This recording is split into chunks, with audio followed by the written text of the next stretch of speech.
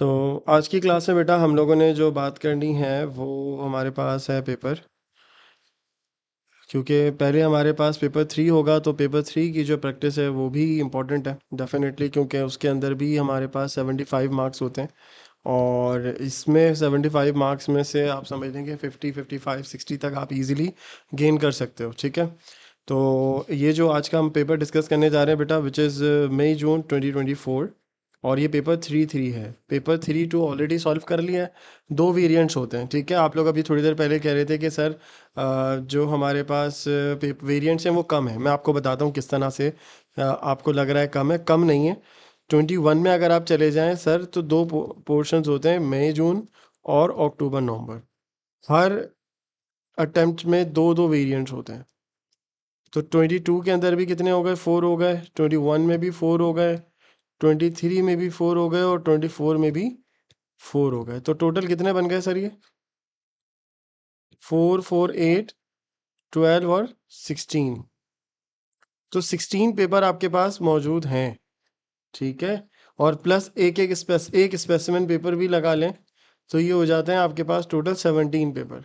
तो आपके पास तो ऑप्शन है, ऐसा नहीं है कि आप बोलेंगे यार हमारे पास जो है वो ऑप्शन नहीं है या हमारे पास नंबर ऑफ पेपर्स कम है। पेपर्स आपके पास हैं, बस बात ये है कि आप उसे डाउनलोड करें और उसको जो है वो सॉल्व करें। ठीक है, चलें जी, तो without any delay let's start with. और सबसे पहले जो हमारे पास क्वेश्चन आता है, जैसे कि आपको मोस्टली मालूम है कि ज़्यादातर आपने देखा होगा कि आपके पास जो पेपर होता है वो इस तरीके से आ रहा होता है। ठीक है, सबसे पहले फ्लोटिंग का क्वेश्चन आपको नज़र आता है। अच्छा, अगर आपको याद हो कि जो मैंने लास्ट वेरिएंट सॉल्व करवाया था उसमें मैंने बताया था कि आपके पास जो वैल्यू है वो 0.5, याद है किसी को? ये 0.25, 0.125, 0.0625 एंड 0 पॉइंट के 0 1.1/6 में भी, 16 में भी आता है, 1/32 में भी आता है। और उसके बाद 3 लगाना है, 1 to 5 आप ऊपर से याद रख सकते हो। ठीक है जी, ये हमारे पास लोकेशंस हैं। बेटा जब हमारे पास क्वेश्चन होता है, जैसे ये दिया हुआ है, ये क्वेश्चन ही मैं नीचे कॉपी कर रहा हूँ, 0 1 0 0, फिर हमारे पास क्या आ गया जी, 4 टाइम्स 1 आ गया और फिर 0 आ गया। और एक्सपोनेंट की वैल्यू क्या है? 0 0 1 0 और 1। हमें जो आंसर देना है पहले वो पढ़ लें किस में देना है। हमसे ये बोल रहा है कि we have to convert the given number into denary. We have to convert into denary, ऐसे ही है ना? तो डेनरी में कन्वर्ट करने के लिए आपको ये पता होना चाहिए सर पॉइंट कहाँ होता है। बेटा देखें, ये याद रखें, ये वाली जो लोकेशन है ना, यहाँ पर पॉइंट होता है। सही है, ये फिक्स्ड है ये लोकेशन। अब आप पॉइंट को पीछे लेके जाते हो तो किस बेस पे लेके जाते हो? एक्सपोनेंट की बेस के ऊपर। तो यू हैव टू कैलकुलेट 1 2 4 8। 8 और 1 कितना हो गया यहाँ से? 9। तो 2 की पावर बेटा जी क्या हो गई? 9। अब लोकेशन मूव करें इसको, 1 2 3 4 5 6 7 8 और 9। तो इस तरीके से हमारे पास जो नंबर बन गया वो क्या बन गया सर? ये सारे नंबर जो है वो लेफ्ट पे चले गए। ठीक है, तो ये बन जाएगा सर 1 0 0 1 1 1 1। ठीक है, और फिर 2 0 यहीं पर आया ना, दोबारा से कैलकुलेट कर लें, 1 2 3 4 5 6 7 8 और 9। ठीक है जी, अब पॉइंट आपका कहाँ आ गया? यहाँ पर आ जाएगा।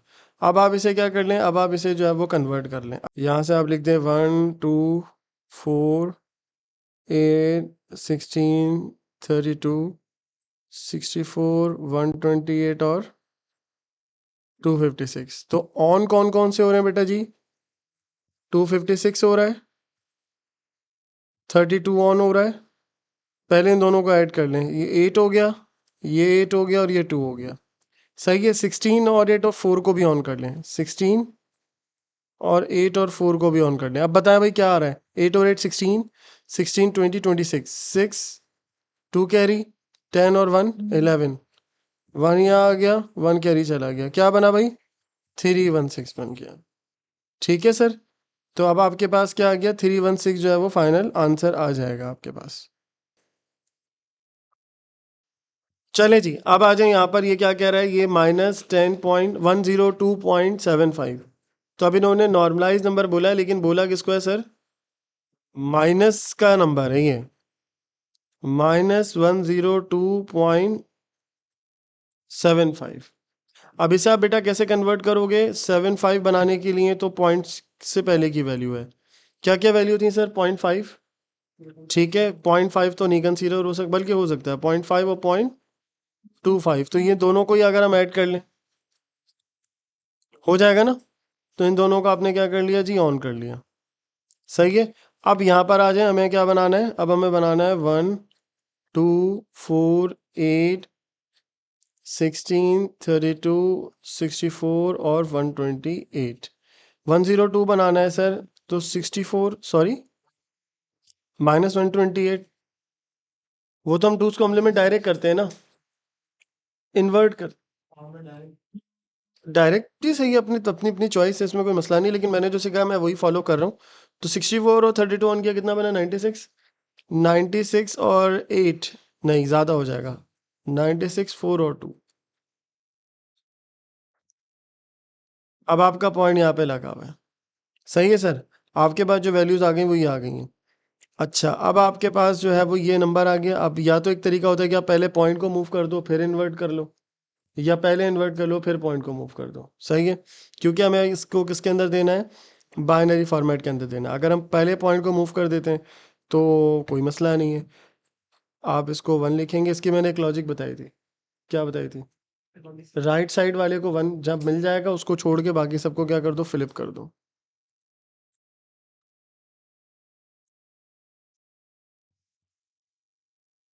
सही है, ये हो गया इसका टूस कॉम्प्लीमेंट। ठीक है, टूस कॉम्प्लीमेंट निकालने के बाद आपने क्या करना है बेटा? इस पॉइंट को उठा के स्टार्ट पे ले जाना है। ठीक, और यहाँ पर क्या लगेगा?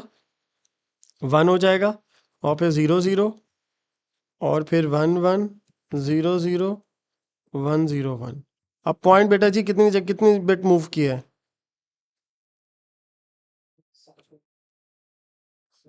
7। तो 2 की पावर यहाँ पर क्या आ रही है? 7 आ रही है। 7 को जब आप कन्वर्ट करोगे यहाँ पे तो क्या बनेगा सर? 1 2 4। तो आप इसको ऑन कर लो, इसको ऑन कर लो, इसको ऑन कर लो, बाकी बिट्स क्या कर दोगे? 0 कर दो। That's it. ठीक है, और ये जो है ये इस तरीके से लिख दे, पॉइंट लगाने की ज़रूरत नहीं है, शुरू का 1 बता ही यही रहा होता है कि ये नेगेटिव नंबर है। ठीक है बेटा, तो ये हमारे पास क्या आ गया? 1 0 0, और फिर 1 1 0 0 1 0 1। सही है, यहाँ तक जो है वो पॉइंट क्लियर हो करने की ज़रूरत है कि आपके 3 मार्क्स आ गए। समझ लें कि 6 मार्क्स तो आपके ये फ्री के ये हैं अवेलेबल। सही है जी। नेक्स्ट पॉइंट पर आ जाए। नेक्स्ट में क्या है सर? ये है चैप्टर नंबर 2। इसमें बेटा हमसे क्या बात कर रहा है? कह रहा है the TCP IP protocol has 4 layers: transport layer, application layer, link layer और इंटरनेट लेयर। यार हद हो गई, ये तो लग ही नहीं रहा A2 का सवाल है। इन्होंने बताया हुआ भी है कि ये जो है वो हमारे पास लेयर्स हैं, इसको ऑर्डर कर दो। तो पहले तो आपको कुछ भी नहीं पता हो तो ये तो पता होना चाहिए था कि एप्लीकेशन लेयर फर्स्ट लेयर होती है जिसपे यूज़र वेब ब्राउज़र चलाता है। ठीक है, तो यहाँ पर आपने क्या लिख देना है जी? Application layer. एप्लीकेशन लेयर के बाद क्या होता है सर? हमारे पास ट्रांसपोर्ट लेयर होता है ताकि वो डाटा को ट्रांसपोर्ट करे, फिर इंटरनेट, फिर लिंक, और फिर इंटरनेट। सही है, इंटरनेट और फिर लिंक। तो ट्रांसपोर्ट लेयर लिखेंगे यहाँ पे हम। सही है, और फिर उसके बाद बेटा हमारे पास इंटरनेट होता है और लास्ट में लिंक लेयर होता है।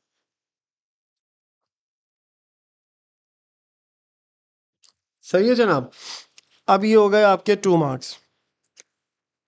अब हमसे क्या बात कर रहे हैं सर? कह रहे हैं describe the function of a transport layer. तो ट्रांसपोर्ट लेयर की हमने क्या बतानी है सर?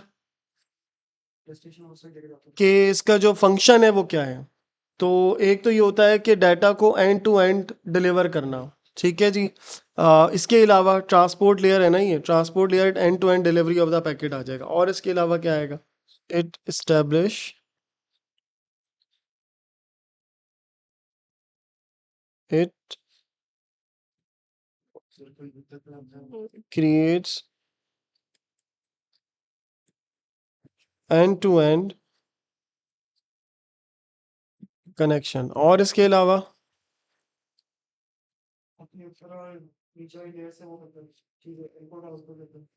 इनपुट आउटपुट करता है। और इसके अलावा कोई और टेक्निकल वर्ड सोचो, क्या बेस्ट ऑप्शन इसमें होना चाहिए हमारे पास कि हम बोले कि हाँ यार ये ट्रांसपोर्ट लेयर का टास्क है। चले नेक्स्ट सर, इसमें ये होता है, ये डाटा पैकेट जो आप एक जगह से दूसरी जगह डिलीवर करते हैं उसकी एंड टू एंड इंक्रिप्शन, इसने आप देखा है मैसेज, एंड टू एंड जो है वो डाटा को ये चेक करता है कि वो एरर फ्री रिसीव हो जाए, यानी जो डिलीवर हो रहा होता है उसमें ये मेक श्योर करता है कि जितने भी पैकेट्स आए हैं उसमें कोई एरर तो नहीं है। अगर एरर होगा तो वो उसको क्या कर देगा, उसको री सेंड करवाएगा। सही है, तो ये इंश्योर करता है कि डाटा पैकेट जो है वो हमारे पास सही तरीके से रिसीव हुआ है। ठीक है, तो आप इसमें लिख सकते हैं इट इंश्योर्स, भाई ये लिख लो ताकि याद हो जाए। ये जो डेफिनेशन है ना ये ऐसे ही होती है। डाटा अराइव्स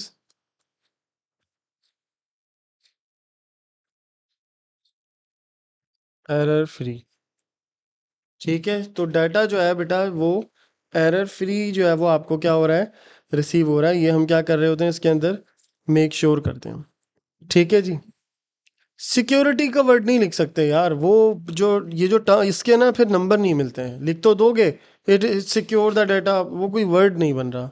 टेक्निकल राइटिंग जो होती है, स्पेसिफिक टास्क आपको जो है ना वो मेंशन करना होता है। सही है, ये लिख लें, फिर उसके बाद हम आगे चलते हैं। क्या कह रहा है भाई, एप्लीकेशन लेयर के ऊपर प्रोटोकॉल कौन से होते हैं, बहुत सारे बताए थे, H T T P, F T P, H T T P S. ठीक है, इनमें से आप कोई भी लिख देना। POP three, S M three, ये सबने पढ़ा था ना। एक ही बात है, क्योंकि दोनों इसी लेयर पे काम करते हैं। है दोनों अलग, है दोनों अलग। एस जो है वो सिक्योर है, वो इंक्रिप्शन अप्लाई कर रहा है। एच टी टी पी जो है वो सिक्योर नहीं होता, लेकिन क्योंकि ट्रांसपोर्ट एप्लीकेशन लेयर के अंदर आती हैं चीज़ें, तो ये दोनों प्रोटोकॉल इसके अंदर एग्जिस्ट करते हैं। तो outline the protocol that associated, सही है, तो दो प्रोटोकॉल हमने बताने, एक बताना है, तो 2 मार्क्स के लिए क्यों दे दिया, फिर इसे एक्सप्लेन भी करना होगा। पहले हम लिख देते हैं H T T P S. H T T P S करके आप क्या करो, इसमें ना लिख दो हाइपर टेक्स्ट ट्रांसफर प्रोटोकॉल। पहले तो एक चीज लिख दो, हाइपर टेक्स्ट ट्रांसफर प्रोटोकॉल। ठीक है जी, एक पॉइंट तो आप इसमें ये लिख दें। दूसरा पॉइंट आप ये लिख सकते हैं कि H T T P S जो होता है वो क्या होता है कि डाटा को ट्रांसफर करने के लिए रिस्पॉन्सिबल होता है। जो भी आप डाटा ट्रांसफर कर रहे होते हो इंटरनेट के ऊपर, वेब पेज ट्रांसफर कर रहे होते हो या कोई वेब पेज ओपन कर रहे होते हो, तो ये उसके लिए रिस्पॉन्सिबल होता है। तो इसका जो टास्क आ सकता है वो ये आ सकता है कि it is responsible for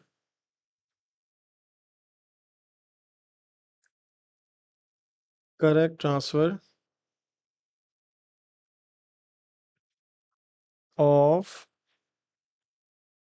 files. ठीक है सर, तो फाइल का जो है वो करेक्ट ट्रांसफर होना चाहिए। अच्छा, अब आ जाए सर नेक्स्ट पॉइंट के ऊपर, कह रहे explain what is mean bye non composite and composite at a time. यार ये तो बड़ा आसान था, इसकी एक एक एग्जांपल बता दोगे और एक एक डेफिनेशन बता दोगे।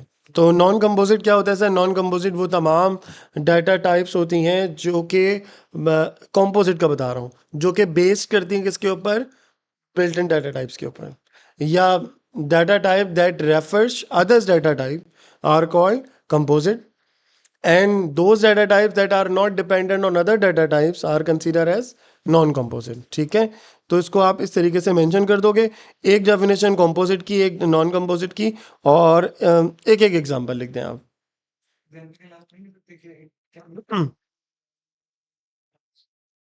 हाँ लिख सकते हो, तो लेकिन ये कि बस आपके 3 पॉइंट्स बनने चाहिए। सही है, तो अब आपको इसमें क्या करना है, डिफरेंस लिखना है। तो पहले तो एक नॉन कंपोजिट के बारे में लिख देते हैं।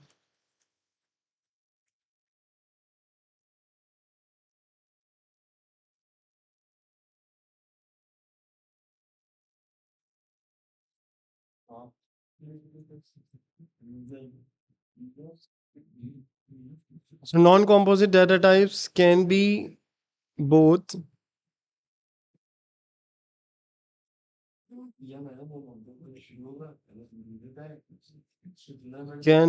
be user defined or primitive।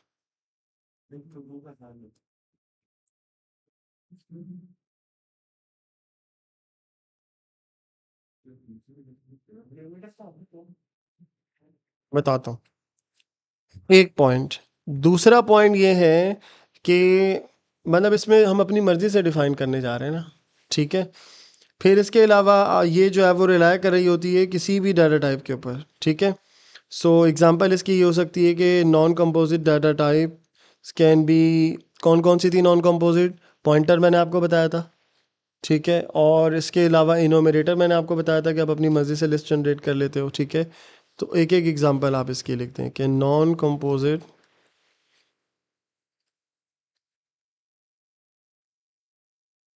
Data types can be, इसमें आप लिख देंगे पॉइंटर,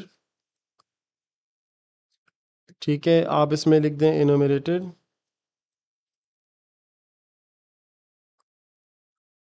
सही है। अब आ जाएं सर नेक्स्ट पॉइंट की तरफ। अच्छा, इसकी हमने डेफिनेशन नहीं लिखी, हमने सिर्फ ये बता दिया कि ये यूज़र डिफ़ाइन हो सकती हैं, क्योंकि कंपोजिट जो होती है वो यूज़र अपनी मर्ज़ी से डिफ़ाइन कर सकता है ना। ठीक, नॉन कंपोजिट जो होती है यूज़र अपनी मर्ज़ी से डिफ़ाइन कर सकता है, उसके पास कोई बाउंड्री नहीं होती उसमें।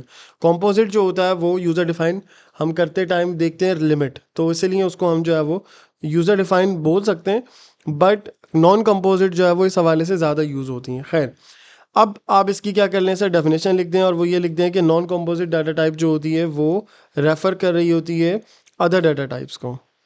तो मैं बस इट कैन करके लिख देता हूँ, इट कैन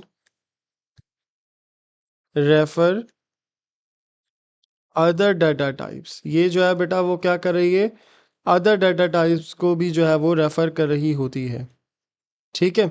अब आ जाएं कंपोजिट के ऊपर। कंपोजिट कौन सी होती है सर, जो कि रेफ़र करती है other data type. It can not है यहाँ, तो इट कैन नॉट आएगा ना, ठीक है। इट कैन कम भी लिखेंगे तो फिर नंबर तो मिल जाएंगे, एटलीस्ट 3 होने चाहिए। It can refer other data types.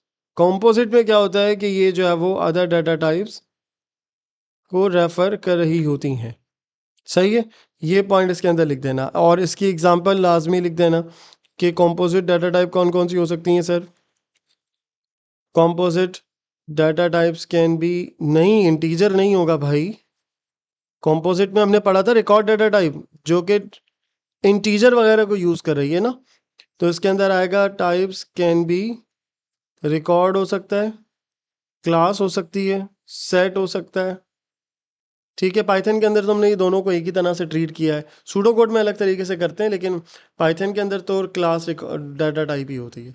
Clear हो गया बेटा यहाँ तक बात? So that's how it is, हमने ये 5 पॉइंट्स मेंशन कर दिए हैं, ठीक है। चलें अब नेक्स्ट पर आ जाइए। अब ये हमें जो है ना कह रहा है कि write pseudo code statements to declare the record data type, और डाटा टाइप का नाम यहाँ पर क्या दिया हुआ है बेटा, फुटबॉल क्लब दिया हुआ है। To hold data about football clubs in a league to include. अब इसके अंदर हमें ये सब चीज़ें क्या करनी है जी, इंक्लूड करनी है। तो what we have to do, हमें जो है वो रिकॉर्ड डाटा टाइप का नाम लिखो इसको कोड को जल्दी से, कि आपके माइंड में क्या आ रहा है। और साथ साथ इनकी डाटा टाइप्स, असल जो कंसर्न है वो ये है कि इनकी डाटा टाइप्स आप क्या लिखेंगे। जब ये कितने मार्क्स का, ये है 4 मार्क्स का पॉइंट। तो सबसे पहले ये शुरू कहाँ से होती है बेटा, टाइप से शुरू होती है। सही है, आप भी लिखें साथ साथ मैं भी लिख रहा हूँ, ताकि सबका ही यहाँ पर एक प्रैक्टिस हो जाए। नाम इन्होंने ऑलरेडी दिया हुआ है, टाइप करके आप फुटबॉल क्लब लिख देंगे। उसके बाद बेटा हमारे पास ये सारी डाटा टाइप है, नेम ऑफ द टीम है, तो नेम डिक्लेयर करने के लिए हम क्या लिखेंगे यहाँ पे, इसको आप नाम दे दें टीम नेम।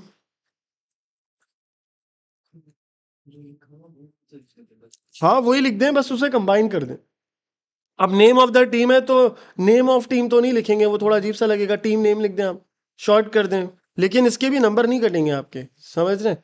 बस एक चीज का ख्याल रखना है कि variable should be a single name, space नहीं कर देना। अगर आप 2-3 वर्ड्स लिख रहे हो तो या तो क्लोज कर दो या अंडरस्कोर लगा दो, सही है। इसकी डाटा टाइप क्या होगी सर, इसकी डाटा टाइप जो है वो स्ट्रिंग आ जाएगी। तो यहाँ पर आप क्या लिख देंगे सर, स्ट्रिंग लिख देंगे। फिर उसके बाद बेटा यहाँ पर हमारे पास आ गया डिक्लेयर, और that team join the league, तो यहाँ पर क्या आ गया, ज्वाइनिंग डेट लिख दें आप इसको।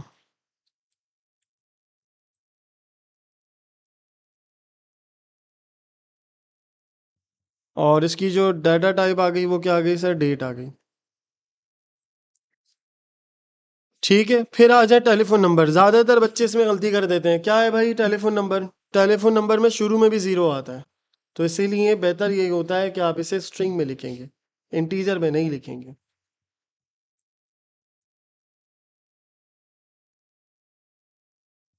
मसला ये होता है कि इंटीजर के अंदर जो है ना, वो शुरू में अगर आप ज़ीरो लगाते हैं तो कंप्यूटर जो है उसे 009 सेव नहीं करता, बल्कि 9 सेव करता है। और हमारे फ़ोन नंबर्स में ऐसा होता है कि डबल ज़ीरो करके शुरू हो रहा होता है ज़्यादातर, ये सिंगल ज़ीरो से शुरू हो रहा होता है। और आपको वो एंटर करना होता है। फ़ोन कभी डायल करें आप, स्टार्ट का ज़ीरो हटा दें, वो ऑटो नहीं एक्सचेंज लगाएगा, आपको लिखना पड़ेगा। तो यहाँ पर जो है ना, ज़्यादातर बच्चे मिस्टेक करके बैठे हुए होते हैं। तो यहाँ पर आप क्या लिख देंगे, क्या नाम है भाई, मेन टेलीफोन नंबर। तो सिर्फ टेलीफोन नंबर ही बोल दें आप इसे, क्योंकि और तो कोई नंबर नहीं है ना, टेलीफोन बोल दें इसको, टेलीफोन नम लिख दें इसको आप।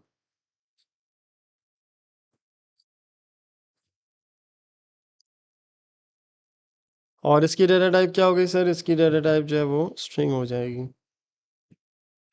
ठीक है, फिर इसके बाद हम नेक्स्ट पॉइंट पे चलते हैं जनाब। Declare number name of manager, तो मैनेजर नेम बोल दें उसको आप।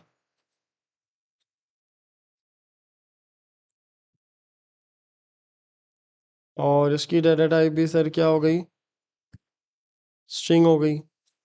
और उसके बाद main telephone name of manager, number of members, members नम कर लें या NO ऑफ करके नम लिख दें। ठीक है, इट्स योर चॉइस, इसमें कोई जो है वो इस बात के नंबर हमें नहीं मिल रहे होते। ठीक है, तो नंबर ऑफ मेंबर्स, ठीक है जी। और इसकी डाटा टाइप बेटा जी क्या हो गई यहाँ पर, इंटीजर हो गई। सही है सर। और लास्ट में हमारे पास क्या आ गई, current position in the league, तो लीग पोजीशन बोल दें उसको आप। डिक्लेयर करके आप लिख दें लीग पोजीशन।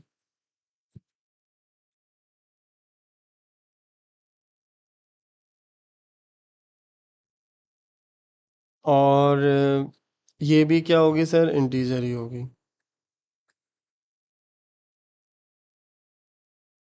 सही है। और अब इसको क्या करेंगे सर आप, एन टाइप कर देंगे, दैट्स इट। सही है जनाब। So that's how it is, ये सिंपल सी जो है वो स्ट्रेटजी है। अब बात को आगे लेके चलते हैं और नेक्स्ट पॉइंट पर आ जाते हैं सर हम। नेक्स्ट हमारे पास है ये। सही है जी, फाइल एक्सेस का सवाल आया है। और जब भी हम बात करते हैं फाइल एक्सेस की, तो एज मैंने बताया था कि हमारे पास तीन टाइप होती है ना, सीरियल होता है, सीक्वेंशियल होता है और डायरेक्ट। सीरियल में ये होता है जिस ऑर्डर में डाटा आ रहा है आप उसी ऑर्डर में उसको क्या कर लेते हो, सेव कर लेते हो। सीक्वेंशियल ये होता है कि आप उसको की फील्ड के थ्रू मैनेज कर सकते हो, एक सर्टेन ऑर्डर आप बना सकते हो। ठीक है जी, असेंडिंग भी डिसेंडिंग भी अपनी मर्जी से किसी को भी असेंडिंग डिसेंडिंग के थ्रू सेव कर सकते हो। ठीक है, जैसे मैंने आप लोगों का डाटा मेंटेन किया, तो बल्कि उसके अंदर मैंने अलग अलग एग्जांपल्स दी थी, कि जैसे हम ट्रांजैक्शंस वाली एग्जांपल ले रहे थे। आपकी अब अगर आपकी ट्रांजैक्शंस नोट करनी है, बैंक आप अपना ओपन करें, बैंक की ट्रांजैक्शन या अपने फ़ोन की एप्लीकेशन ऑन करें, तो आपको ऐसा नहीं होगा कि 50,000 पहले निकाले तो वो सुबह में आ रहे हैं, और जो है वो 20,000 बाद में निकाले तो वो रात में आ रहे हैं। अगर रात में 50,000 निकालें तो वो रात में आ रहे होंगे, सुबह 20,000 निकालें तो ऐसा नहीं होगा कि ज़्यादा पैसे ऊपर आ रहे हो या ज़्यादा पैसे नीचे आ रहे हो, ये नहीं होगा। जिस ऑर्डर में आपने ट्रांजेक्शन्स की हैं उसी ऑर्डर में वो मेंटेन हो रही है, ये सीरियल होती है। सही है, ये सीरियल ट्रांसमिशन, ये फाइल होती है कि जिस ऑर्डर में आपने डाटा को स्टोर किया वो उसी ऑर्डर में सेव हो गया। ठीक है, लेकिन आप जो है वो डाटा को अगर आप मेंटेन कर रहे हो, जैसे कि स्टूडेंट्स का रिजल्ट है, तो हमने कहा यार इसको सेव कर दो, A ग्रेड पहले आ जाए, B ग्रेड बाद में आ जाए, C grade.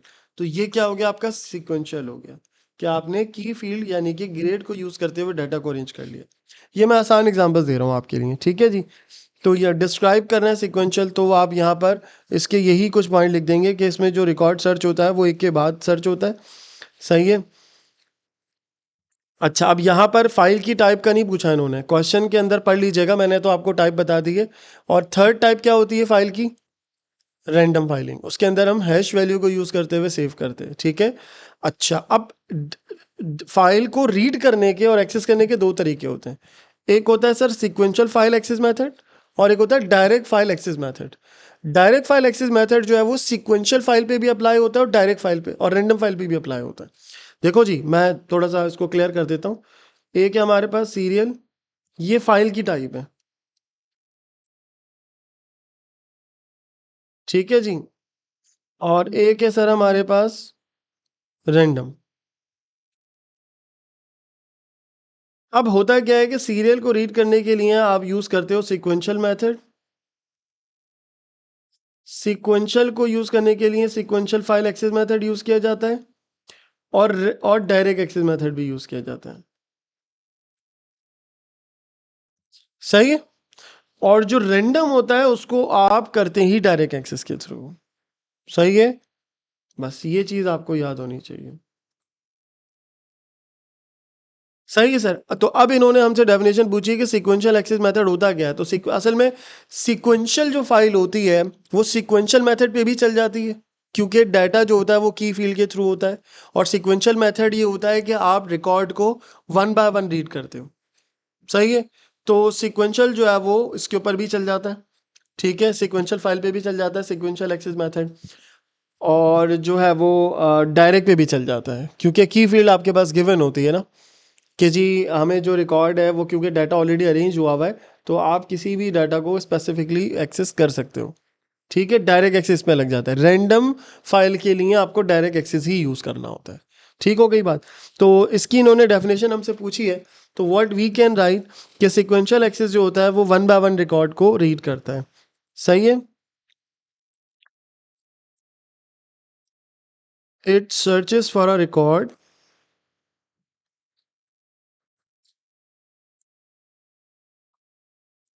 It searches for record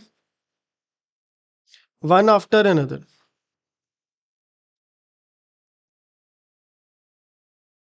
one after the other. ठीक है जी। और ये बेसिकली इसमें हम करते क्या है सर, इसमें जो है वो डाटा को रीड करते हैं, और जब तक रीड करते रहते हैं जब तक सारा रिकॉर्ड रीड नहीं हो जाता या हमें फाइल नहीं मिल जाती। तो दो ही चीज़ें हो सकती हैं कि स्टार्ट्स,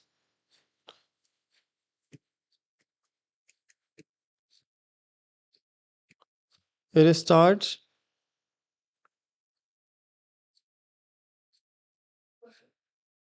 या डायरेक्ट लिखते हैं स्टार्ट्स ऑफ द फाइल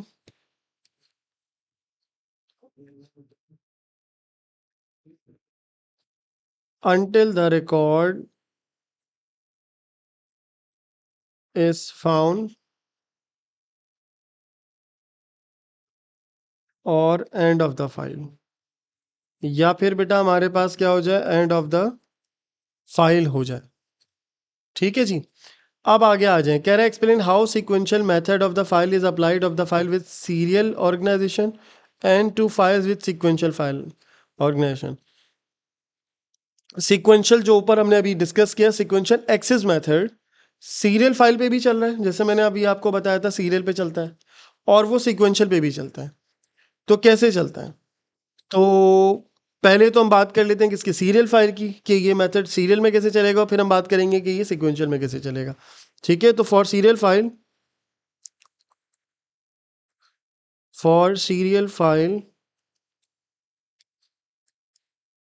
अब सीरियल फाइल में क्या होता है जनाब, जो रिकॉर्ड आपका सेव होता है वो क्रोनोलॉजिकल ऑर्डर में होता है, यानी जिस ऑर्डर में आता है वो उसी ऑर्डर में सेव हो जाता है। ठीक है।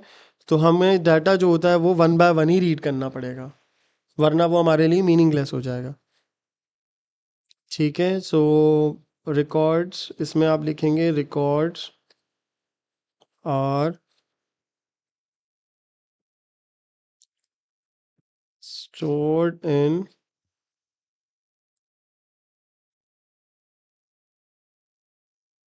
chronological order। एक पॉइंट ये लिख दें। दूसरा पॉइंट ये होगा कि sir every record needs to be check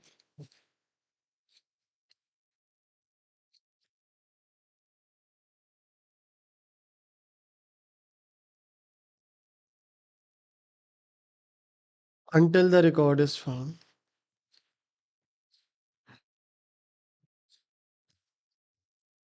until the record is found।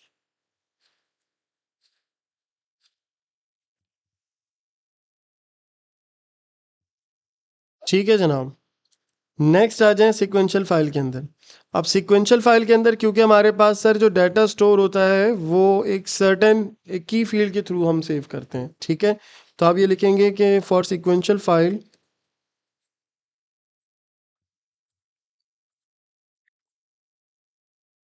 जब हम सिक्वेंशियल की बात कर रहे हैं सर,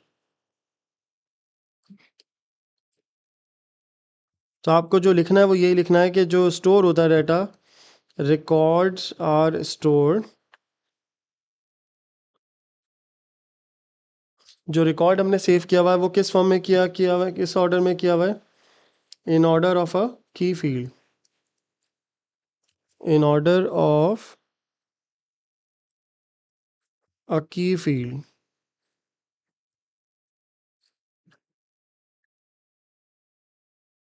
ठीक है, की फील्ड के ऑर्डर में हमने जो है वो रखा हुआ है। तो जब आप इसमें से रीड करते हैं डाटा, तो हम एक ऑर्डर में ही जो है वो रीड कर सकते हैं। ठीक है, ये 3 पॉइंट वैसे हो गए, सही है, ये 3 पॉइंट्स आपके एटलीस्ट हो गए, तो ये काफ़ी हो जाएगा। अदरवाइज अगर आप ऐड करना चाह रहे हो तो ये लिख सकते हो कि in sequential file records need to be search और chat until all record is, क्योंकि वो ऊपर हो गई है ना बात सिक्वेंशियल की, तो मेरे ख्याल से मोर देन इनफ है।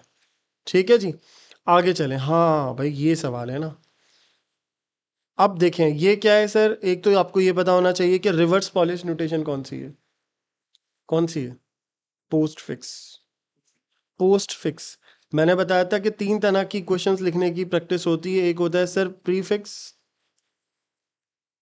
जिसमें आपके पास ऑपरेटर पहले होता है, ऑपरेंड बाद में होते हैं। एक होता है सर इनफिक्स, ए प्लस बी, इनफिक्स सेंटर में होता है ऑपरेटर, ठीक है। और पोस्ट फिक्स में क्या होता है भाई, आखिर में होता है, ठीक है। तो हमें जो आंसर करना है वो यही करना है। इन्होंने रिवर्स पॉलिश नोटेशन में दिया हुआ है, यानी कि पोस्ट फिक्स में दिया हुआ है। So in which we have to convert, हमें इसको जनाब किस में कन्वर्ट करना है, इनफिक्स में कन्वर्ट करना है। तो इसका अच्छा तरीका ये होता है, जो मैंने लास्ट जो लेक्चर भेजा है आप लोगों को, रिकॉर्डिंग 3-2 जो पेपर भेजा है, उसमें मैंने पूरा ये सॉल्व करके दिखाया, उसको एक दफ़ा देख लेना। ठीक है, 3-3 मैं आप लोगों के साथ सॉल्व कर रहा हूँ। आप इसे लेफ्ट साइड से रीड करोगे, जैसे ही आपको 2 ऑपरेंड के बाद कोई ऑपरेटर मिलेगा, तो जो लास्ट जो ऑपरेंड्स होंगे उनके ऊपर वो ऑपरेटर अप्लाई हो जाएगा, सही है। यानी कि फॉर एग्जांपल आपने इसे लेफ्ट से रीड करना शुरू किया, 5 2 और प्लस आ गया, तो इसका मतलब ये प्लस इन दोनों के बीच में है, सही है। अच्छा, कुछ बच्चे कंफ्यूज होते हैं, सर ये कैसे पता चला। अच्छा, अगर ये लिखा हुआ होता 4 8 9 माइनस, तो अब मेरा बच्चा ये जो माइनस है ये इन दोनों के बीच में लगेगा, 4 को छोड़ देंगे आप, सही है। इस ऑर्डर को आपने, इस चीज को जो है वो मेंटेन करना है। तो आपने लेफ्ट साइड से रीड किया बेटा, आपको ये क्या मिल गया, ऑपरेटर मिल गया। तो अब आपने क्या किया, 5 + 2 कर लिया। बाकी जो डाटा है उसको आप ऐसे ही छोड़ दें, 9 3 माइनस डिवाइड 3 मल्टीप्लाई। अब आप कंसीडर करो मेरा बच्चा, ये क्या हो गया, एक ऑपरेटर, ऑपरेंड हो गया, ये ऑपरेंड हो गया ये, ठीक है। फिर ये ऑपरेंड आ गया 9 और फिर ये 3 आ गया, और फिर ये क्या आ गया, ऑपरेटर आ गया। तो ये ऑपरेटर किसके ऊपर अप्लाई होगा, माइनस का, 9 और 3 पे अप्लाई होगा। तो मेरा बच्चा ये 9 - 3 बन गया, और एक आपके पास क्या गया, 5 + 2। एक ये ऑपरेंड हो गया, और एक ये आपके पास जो है वो ऑपरेंड हो गया, और एक ये ऑपरेंड हो गया, और आपके पास साइन कौन सा है अब, माइनस। तो अब ये माइनस इन दोनों के बीच में अप्लाई होगा। पहले अच्छा सॉरी, माइनस तो हो चुका है ना, सही है, डिवाइड आएगा।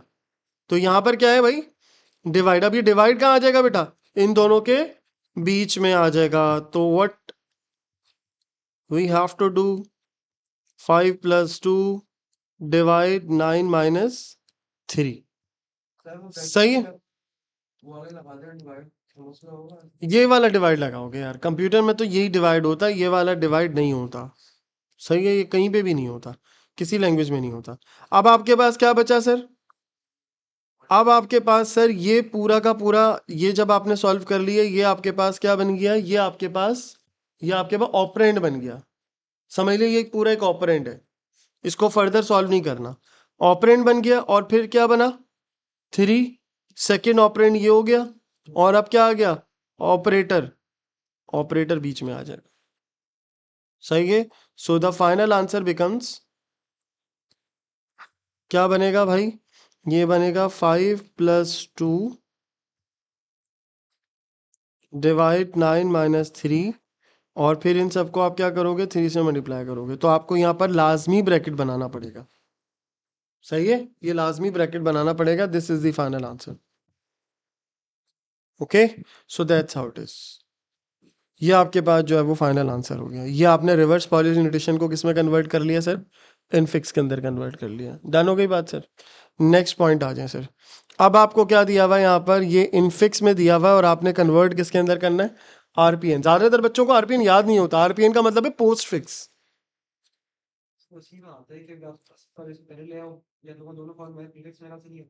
प्रीफिक्स नहीं आता, तो मैं इसीलिए कह रहा हूँ ना, कंफ्यूज नहीं हो जाना, ठीक है भाई। कुछ नहीं पता, A2 है वो कुछ भी किसी भी तरह दे देता है। अभी रिसेंटली मैं अब करवा रहा था पास पेपर ओ लेवल्स को, ओ लेवल्स में कहीं नहीं लिखा हुआ स्टेप वाली लॉजिक। लूप के साथ स्टेप लग सकता है ना, ओ लेवल्स में दे दिया उन्होंने, सवाल में दे दिया अक्टूबर नवंबर के। मैं वहाँ पढ़ाते पढ़ाते भी मैंने बच्चों को फिर पढ़ाया, फिर सॉल्व करवाया क्वेश्चन। तो ये भाई ये हो जाता है, कोई एक आध चीज़ ऐसी वो कर देता है। तो खैर, अब आ जाए सर, इनफिक्स से पोस्ट फिक्स में जाना है। तो इसका तरीका ये होता है, मेरा मशवरा ये है कि इसको ब्रैकेट वाइज सॉल्व कर लो। इसको सॉल्व किया तो क्या बना,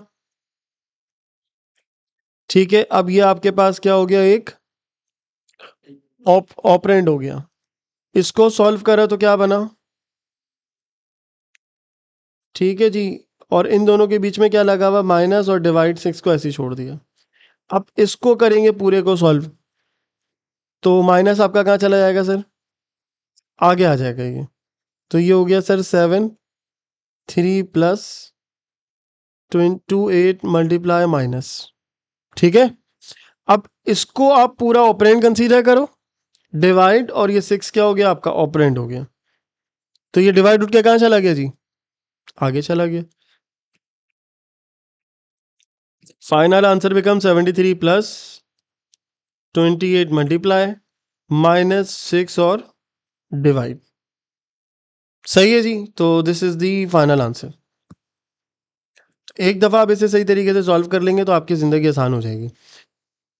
इसमें ये सवाल भी अच्छा है, ये आपका स्टैक की लॉजिक है। इसमें आपने कहाँ से रीड करना है सर, लेफ्ट साइड से रीड करना है। आप वैल्यू को लोड करोगे, जैसे ये ए की वैल्यू है 17, तो पहले क्या लोड हो जाएगा यहाँ पे, 17 लोड हो गया। ऑपरेटर कभी भी नहीं लिखते इसके अंदर, जैसे ही ऑपरेटर आता है और एक्शन परफॉर्म हो जाता है लास्ट दो के ऊपर, ठीक है जी। तो 17 आ गया,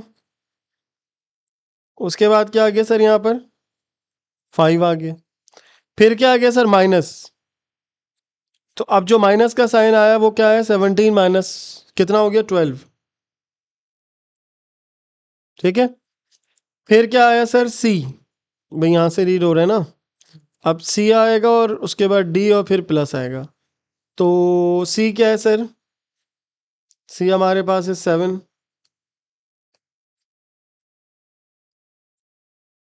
7 के बाद क्या है सर, 3, डी आएगा ना, सही है। और फिर प्लस आएगा, तो ये क्या हो जाएगा भाई, 10, और ये हो गया 12। Got it.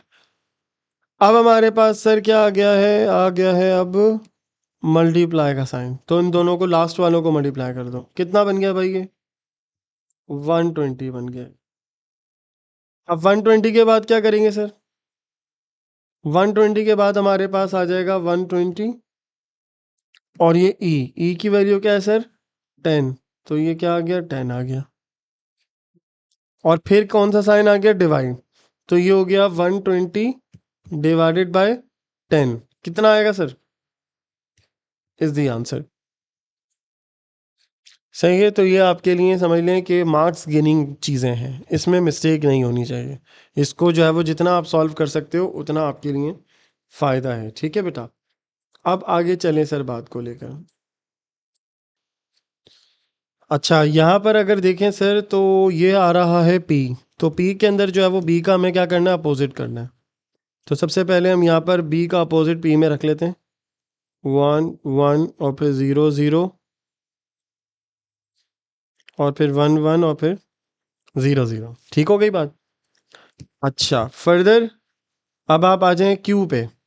तो Q के ऊपर बेटा देखो, तो हमारे पास यहाँ पर Q के अंदर इनपुट क्या आ रहा है, A B और C। A B C में इसका मतलब मल्टीप्लाई करता है ना एंड गेट, तो किसी एक में भी 0 आ गया तो 0 हो जाएगा, बस ये ख्याल रखो। निकलेगा क्या, Q निकलेगा। तो यहाँ देख लो, मेरे ख्याल से एक ही बनेगा 1, बाकी सारी बिट्स क्या हो गई, 0 हो गई। R पे आ जाओ, R क्या है सर, R के अंदर आ रहा है हमारे पास P A और C, P A और C, P A और C, और इनको आपने क्या करना है, मल्टीप्लाई करना है। तो यहाँ पर देखें सबसे पहले कि 1 कहाँ पर आ रहा है, बाकी सब में 0 आ रहा होगा, यहाँ 1 आ रहा है, बस यहीं पे 1 आ रहा है, बाकी सब पे क्या आ गया बेटा जी।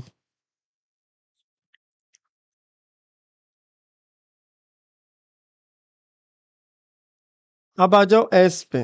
S जो है सर, ये कौन सा है सर, ज़ोर। ज़ोर में क्या होता है, सेम इनपुट 0 आंसर। तो यहाँ से A आ रहा है और यहाँ से P, तो यहाँ पर हम किसको सॉल्व करेंगे, A और P को, A और P को। और यहाँ पर 1 आ जाएगा, 1 आ जाएगा, यहाँ 0, तो 0 वाले लिख लेता हूँ पहले। ठीक है, 0, ये भी क्या हो गया जी, 0, और यहाँ पे 1 हो गया, यहाँ पे 1 हो गया, सॉरी दोनों पे 0 होगा, यहाँ भी 0 होगा, यहाँ 1 होगा, बल्कि मैंने गलत कर दिया इसके, नहीं सही है, सही सही सही। ठीक है जी, यहाँ पर 0 0 हो गया, फिर यहाँ पर भी 1 आएगा और यहाँ पर भी 1 आएगा, बाकी ऊपर की वैल्यू भी 1 आ रही है और यहाँ पे भी 1 आ रहा है, ऐसे ही आ रहा है सर। सही है, अब आ जाएं सर Z के ऊपर। तो Z के ऊपर जो हमारे पास है वो क्या है सर, अब हमने किसको ऐड करना है जनाब, हमें जो है वो क्यू आर आर एस को ऐड करना है, यानी कि कोई एक भी 1 आ गया तो आंसर क्या हो जाएगा, 1 हो जाएगा। तो यहाँ पर है क्यू आर और एस, तीनों को क्या कर लें सर, ऐड कर लें, 1 1 0 0 0 1 1 और 1। ठीक है जनाब, फाइनल आंसर एक दफ़ा जो है वो आप लाजमी चेक कर लें। तो 1 1 फिर उसके बाद 0 0 फिर लास्ट के 3 1। ठीक है, अब हमें इस तरह के क्वेश्चन के अंदर बेटा वो क्या करता है, क्वेश्चन लिखने के लिए देता है। तो जब इस तरीके के क्वेश्चन के अंदर इक्वेशन हमें लिखने के लिए देगा तो हमने क्या करना है सर, हमने ये करना है कि हमें ए बी सी की वैल्यूज़ को कंसीडर करना है। ठीक है, मार्क कर लेते हैं, हम इसकी इनपुट कंसीडर करेंगे, इसकी इनपुट कंसीडर करेंगे, इन दोनों की इनपुट कंसीडर कर लेंगे। सही है, तो हमारे पास फर्स्ट जो वैल्यू आ गई वो क्या आ गई सर, ए बार बी बार सी बार प्लस ए बार बी बार और सी, और फिर हमारे पास आ गया ए बी बार और सी, ए बी सी बार, और लास्ट क्या है sir, A B C. So this is the final answer. Done हो गई बॉयज, बॉयज एंड गर्ल्स। चलें सर नेक्स्ट। अब यही इक्वेशन अगर आपके पास ऑलरेडी मौजूद है, चले मैं यहाँ से इसे कॉपी कर लेता हूँ, कॉपी, और यहाँ पर हम कर लेते हैं पेस्ट ताकि मसले मसाइल नहीं हो। ये हमारे पास इक्वेशन है। अच्छा तरीका क्या होता है सर, आप पहले देख लें कि ये लिख लें ना, A bar B bar, sorry B bar C bar और बी बार सी।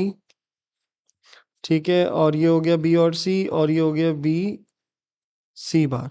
ठीक है, यहाँ पर हो गया सर ए बार और यहाँ पर क्या हो गया ए। अब अगर आप यहाँ पर देखें तीनों के ऊपर जो है वो बार आ रहे हैं यहाँ पे, तो यहाँ पर हमारे पास ये ऑन हो गया। फिर क्या है सर, ए बार बी और सी, तो ए बार बी बार और सी ये हो गया। ठीक है, और इसके अलावा क्या है सर, ए बी बार और सी, ए बी बार और सी ये रहा, ठीक है। और फिर हमारे पास है ए बी सी बार, ए बी सी बार ये रहा, ए बी सी ये रहा। सही है सर, सब हो गए, कोई रहता तो नहीं है? अच्छा नहीं नहीं नहीं नहीं नहीं, इन्होंने क्या किया, इन्होंने तो हमें क्वेश्चन ही दूसरी दे दी ऊपर, मैंने भी नहीं देखा। चलें, इस चीज़ का ख्याल रखिएगा। तो ये टोटल 6 हैं, तो हमने ये वाली कर ली है सॉल्व, और ये वाली सॉल्व कर ली है, और ए बी सी बार हमने नहीं किया, वो ये हो गया, ए बी बार और सी, ठीक है, ये भी हो गया, ये भी हो गया, सब हो गया, ठीक है। अब इसका ग्रुप कैसे बनता है? If you remember I told you कि हम मैक्सिमम का ग्रुप बनाते हैं, ठीक है। तो एक तो ये 4 का हमने क्या कर लिया, ग्रुप बना लिया, ठीक है। और एक जो है वो ये 4 हमने कंसीडर कर लिया। सही है सर। अब मेरा मशवरा ये होता है कि ये करके ये डायरेक्ट आपसे क्वेश्चन पूछता है, भाई आप इसमें कॉमन देख लो ना, चारों में वेरिएबल कौन सा कॉमन है? यहाँ पर बी बार भी है, यहाँ पर देखो, इस तरह देखो, ए बार यहाँ है, लेकिन क्या यहाँ यहाँ है? नहीं, कंसीडर ही नहीं करो। बी बार यहाँ है, यहाँ है, यहाँ है, यहाँ है, हाँ है। सी बार है? नहीं, सी बार इन दोनों में तो है, लेकिन यहाँ पर नहीं है। तो इसका मतलब ये कंसीडर क्या करा आपने? बी बार कंसीडर कर लिया, ठीक है। So this is the B bar. Plus कर लें आगे। अब आप देखें थ्रू आउट कौन सा वेरिएबल है, ए, तो यहाँ पर आपके पास फाइनल आंसर ए हो जाएगा, ठीक है। So this is the final answer. अब क्या पूछ रहा है sir, what is mean by digital certificate? ये अच्छा सवाल है। डिजिटल सिग्नेचर जो होता है वो यही होता है कि वो आपका जो डॉक्यूमेंट होता है वो मेक श्योर करता है कि एक पॉइंट से दूसरे पॉइंट पे जो डाटा है उसमें चेंज तो नहीं हुआ, कंपेयर करता है। जब वेबसाइट को किसी को आइडेंटिफाई करना होता है तो आप जो है वो डिजिटल सर्टिफिकेट यूज़ करते हैं, ठीक है। मैंने शायद पहले वाले में डिजिटल सर्टिफिकेट यूज़ कर लिया, बट डिजिटल सिग्नेचर होता है। सिग्नेचर क्या करता है कि वो ये मेक श्योर करता है कि आपका डॉक्यूमेंट तो चेंज नहीं हुआ, टेम्पर्ड तो नहीं है। और डिजिटल सर्टिफिकेट जो उन्होंने बोला है वो क्या होता है सर, वो ये मेक श्योर करता है कि जो वेबसाइट है जो मैं ओपन कर रहा हूँ वो ऑथेंटिक है या नहीं। किसी चीज़ की ऑथेंटिसिटी डिजिटल सर्टिफिकेट के थ्रू चेक होती है, और वो कौन प्रोवाइड करता है? सी है। तो 3 मार्क्स के लिए तो आप पहले तो ये लिख दें कि डिजिटल सर्टिफिकेट डिजिटल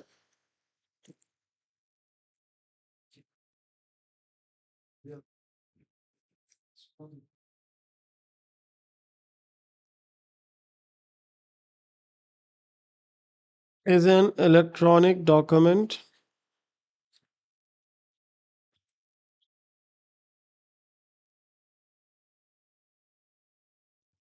सही है। एक पॉइंट तो सर आपके पास ही हो गया। सेकंड पॉइंट ये होता है कि ये जो है वो बेसिकली प्रूव करता है identity of a website. Use to prove या ऑथेंटिकेट लिख दो, ज़्यादा बेहतर है।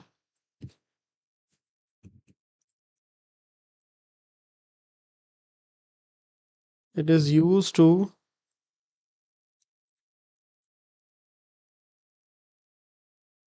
Authenticate identity of a website.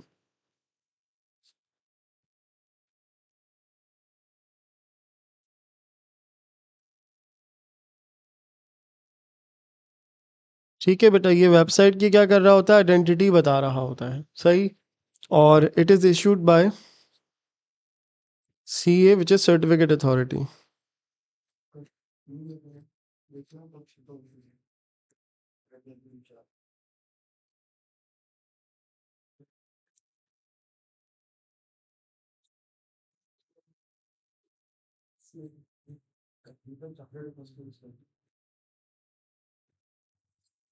सही है जी। अब क्या कह रहा है, explain the role of a digital certificate in creating a digital signature.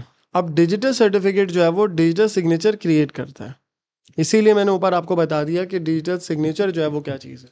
So digital signature आपको मालूम है कि वो वेबसाइट के ऊपर जो डाटा जो ट्रांसफ़र किया जाता है, या वेबसाइट का वर्ड यूज़ नहीं भी करें, जो डाटा ट्रांसफ़र किया जाता है उसको वो चेक करता है, ठीक है। तो डिजिटल सर्टिफिकेट जो है वो बेसिकली एक पब्लिक की देता है, जो कि क्या होती है, जो कि डाटा को इनक्रिप्ट, क्योंकि याद है मैंने पूरा कॉन्सेप्ट पढ़ाया था, जिससे मैंने आपको बताया था कि जो डॉक्यूमेंट होता है वो पहले हैश एल्गोरिथम में जाता है, एक वैल्यू जनरेट होती है, उस वैल्यू को हम पब्लिक की के थ्रू इनक्रिप्ट करते हैं। सेंडर के पास भेजते हैं, सेंडर क्या करता है, उसको डिक्रिप्ट करता है, डिक्रिप्ट करके फिर उस डॉक्यूमेंट को दोबारा हैश वैल्यू कैलकुलेट करता है रिसीवर, और फिर रिसीवर देखता है कि जो सेंडर का हैश वैल्यू थी और रिसीवर के पास जो हैश वैल्यू निकली है, क्योंकि सेम डॉक्यूमेंट को अगर यूज़ करके निकली है तो दोनों की हैश वैल्यू सेम होगी, और अगर दोनों सेम है तो इसका मतलब ये है कि कोई डॉक्यूमेंट उसमें चेंज नहीं हुआ। अगर चेंजेस होंगे तो हैश वैल्यू डिफरेंट हो जाएगी। ठीक है, और हैश वैल्यू को हमने क्या किया हुआ होता है, इनक्रिप्ट किया हुआ होता है। तो यहाँ पर जो आप पॉइंट लिखेंगे वो ये लिखेंगे कि digital certificate provides the public की।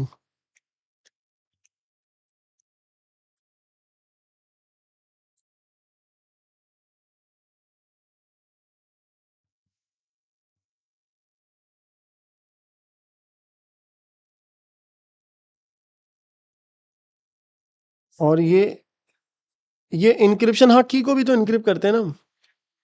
एसिमेट्रिक होती है, एसिमेट्रिक होती है, सिमेट्रिक नहीं होती। प्राइवेट की से डिक्रिप्ट होता है। हाँ, अब तो ये यूज़ ही नहीं करते हम। सिमेट्रिक का तो सिक्योरिटी ही नहीं है इतनी ज़्यादा। ठीक है, फिर उसके उसके बाद फिर हम क्या करते हैं, वैलिडेट करते हैं। एंड इट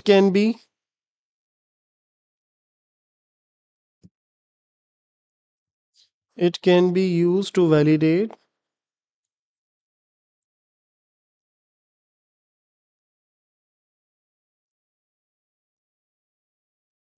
द प्राइवेट की।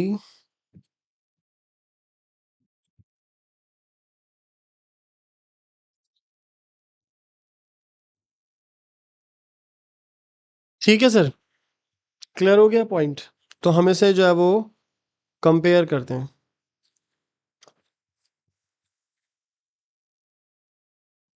साथ में चाहो तो ये लिख दो, वो ये लिख सकते हो कि private key with the digital signature, या with the organization digital signature.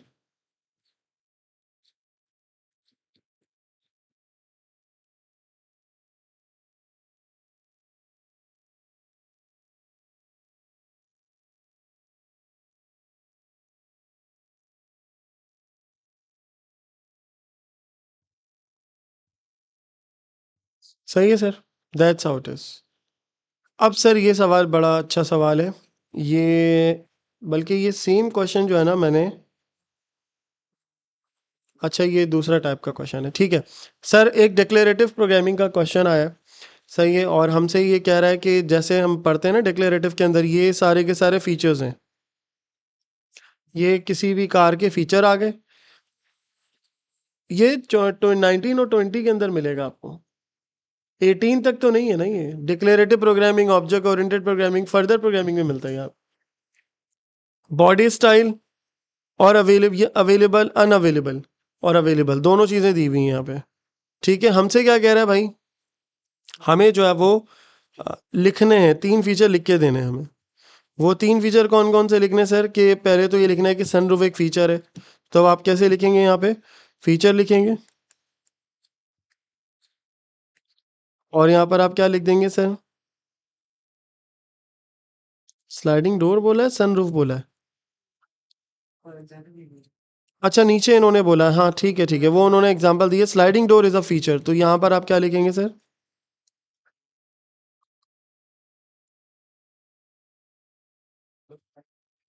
Sliding doors, ठीक है। फिर उसके बाद कह रहा है कि अवेलेबल इन मिनी वैन, तो किस तरीके से लिखेंगे? ये अवेलेबल का फीचर देख लें, कोई मसला नहीं है। फीचर लिख लिया, बॉडी स्टाइल की फ़िलहाल बात नहीं की, अवेलेबल। तो आप ये लिखेंगे कि स्लाइडिंग डोर किसके अंदर है सर? जैसे ये हैचबैक लिखा हुआ है तो हम मान लिख देंगे मिनी वैन। ठीक है जी, तो ये आ जाएगा आपके पास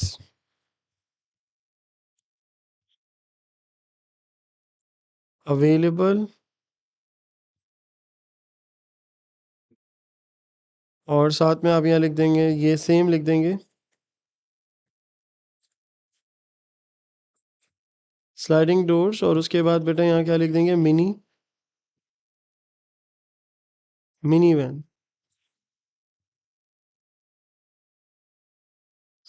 ठीक है, फिर उसके बाद बेटा अवेलेबल और अनअवेलेबल की बात करनी है। क्या बोल रहा है कि अनअवेलेबल इन हैचबैक, तो यहाँ पर आप लिखेंगे अनअवेलेबल,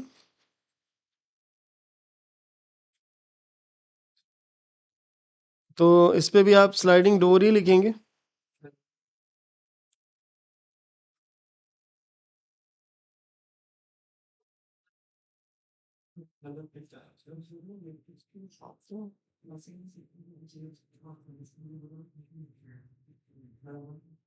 और यहाँ पर ये अवेलेबल नहीं है। ठीक है सर, क्लियर हो गया पॉइंट यहाँ तक?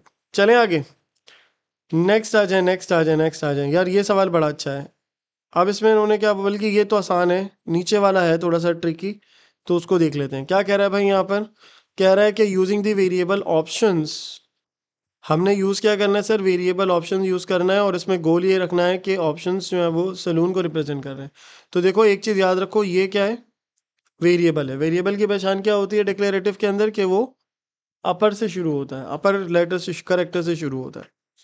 इसका मतलब ये है कि ये रिटर्न क्या करेगा कि रिवर्सिंग कैमरा, सलून के अंदर जब हम ऑप्शन में जा रहे हैं तो सलून के ऑप्शन जो है वो रिवर्सिंग कैमरा आ गया।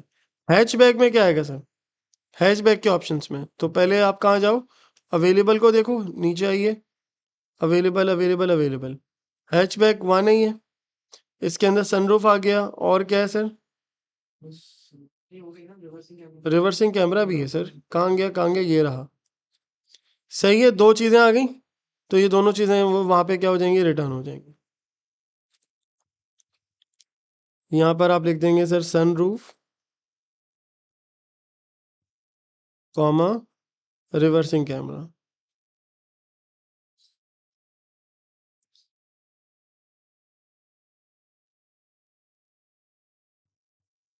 ठीक है सर, ये क्वेश्चन है सर जो थोड़ा सा टेक्निकल होता है। इसमें इन्होंने कहा है कि सर एफ में बी अवेलेबल फॉर बी, सही है, and F is a feature and B is a body style and F is not unavailable for that body style. तो यहाँ पर आपने सिंपल करना ये है कि पहले क्या कह रहा है कि एफ इज अ फीचर, तो पहले आप लिखेंगे एफ इज अ फीचर, तो उसके लिए लिखना पड़ेगा फीचर, और यहाँ पर आप क्या पास कर देंगे? एफ पास कर देंगे। उसके बाद क्या कह रहा है sir? And B is a body style.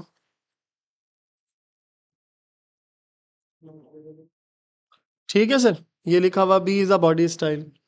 अब इन्होंने क्या बोला है कि ये जो फीचर है ये इसके अंदर अवेलेबल नहीं है, तो आप यहाँ पे क्या लिखेंगे? एंड करके नॉट लिखेंगे, क्योंकि नॉट बोल दिया इन्होंने। और आप कॉल किसको करेंगे? अनअवेलेबल।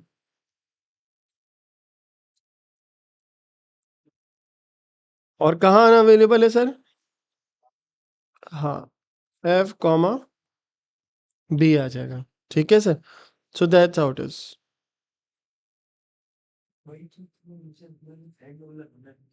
हाँ, तो ये इफ की कंडीशन आपने लिखनी है ना यहाँ पे, तो आसान है, इतना मुश्किल नहीं है ये, थोड़ा सा टेक्निकल होता है, बस आप इसे पढ़ लीजिएगा एक दफ़ा। अब आ जाए सर, क्या कह रहे हैं सर? अब ये कह रहा है कि what is mean by deep learning in relating to artificial intelligence. ये थ्योरेटिकल क्वेश्चन है सर। अब सर इसके अंदर होता क्या है? इसके अंदर होता ये है कि डीप लर्निंग के अंदर आपको तीन चार चीज़ें मालूम होनी चाहिए। एक तो इनपुट लेयर होती है, एक आउटपुट लेयर होती है, एक हिडन लेयर होती है। जो इन्फॉर्मेशन हिडन होती है वो आपकी एआई कंप्लीट कर देती है। ठीक है, ये यही डीप लर्निंग है ना। मशीन लर्निंग से और आगे चले जाते हैं, हमारे पास डाटा ज़्यादा इसके अंदर प्रोवाइड किया जाता है। ठीक है, जब आप डीप लर्निंग की बात कर रहे हो तो डीप लर्निंग में ये होता है भाई कि हिडन पैटर्न्स होते हैं जो कि वो फाइंड करता है। सही है, तो आप यही पॉइंट जो है वो इसमें मेंशन करोगे कि यहाँ पर वो यही पूछना चाह रहा है कि जो डीप लर्निंग का कॉन्सेप्ट है सर वो यहाँ पर क्या है, किस तरह से आप उसे जो है वो अंडरस्टैंड कर सकते हैं। तो आप पहले तो आप ये लिख दें कि डीप लर्निंग के जो मॉड्यूल्स होते हैं या जो कॉन्सेप्ट होता है वो किस तरह से काम करता है। इसके अंदर जो है वो हिडन पैटर्न्स फाइंड करते हैं। ठीक है, ये लिखेंगे। वैसे तो मशीन लर्निंग से अगर रिलेट कर रहे हो तो ये लिखोगे कि मशीन लर्निंग से भी ज़्यादा डाटा इसमें चाहिए होता है। मशीन लर्निंग इससे पहले का स्टेप होता है। एआई होता है, और डीप डाउन एआई क्या है? मिमिक्री करता है ह्यूमन बिहेवियर की। फिर आगे चले जाओ, ह्यूमन की थिंकिंग को जब हम कॉपी करते हैं तो वो मशीन लर्निंग में चला जाता है। Ability to adopt, ability to learn, ability to reason. सही है, फिर आगे चले जाओ deep learning, black and white images से कलर करेगा। तो उसके बाद डाटा बहुत होना चाहिए। कोई कॉम्प्लेक्स पैटर्न है उसको उठा के हमने दे दिया डाटा कि भाई ये बताइए। एक एग्जांपल दे रहा हूँ, पूरी दुनिया में ये टेररिस्ट अटैक हुए हैं। डीप लर्निंग ये बताएगा आपको कि पैटर्न फाइंड करके कि किन किन टाइम्स में हुए, कौन सा इवेंट कौन सा करीब था, ये सब चीज़ें वो दे सकता है। तो डीप लर्निंग में ये इस तरह की एप्लीकेशंस होती है। ठीक है, तो इसमें हिडन पैटर्न जो है ना वो फाइंड हम कर रहे होते हैं। ह्यूमन जो चीज़ सर डिटेक्ट नहीं कर पाता वो पैटर्न्स ये फाइंड करता है। सही है, ये जो पैटर्न फाइंडिंग होती है। अब आप इसमें यही लिखेंगे, जो पॉइंट आपका बनेगा वो ये बनेगा कि deep learning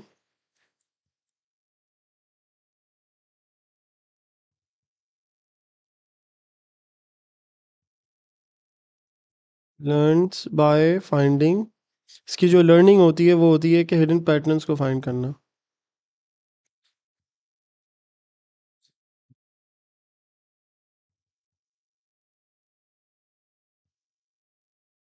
that are undetectable by human.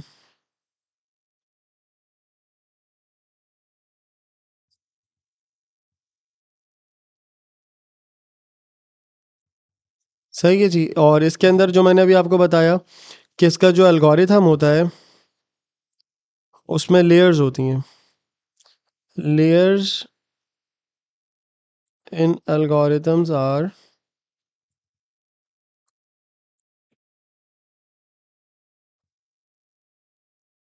Input layer होती है सर, जो डाटा सिस्टम में फीड करते हैं। ठीक है, बीच में हमारे पास होती है hidden layer and output layer.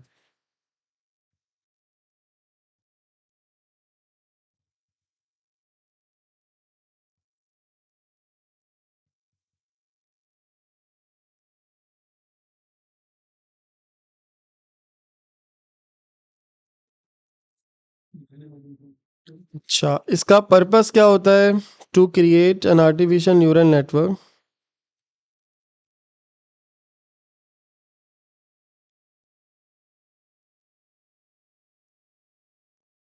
To create artificial neural network ताकि डिसीजन मेकिंग जो है वो ह्यूमन की तरह की हो। ठीक है बेटा जी।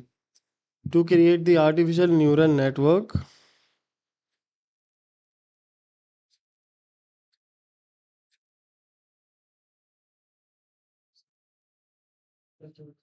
To learn and make intelligent decision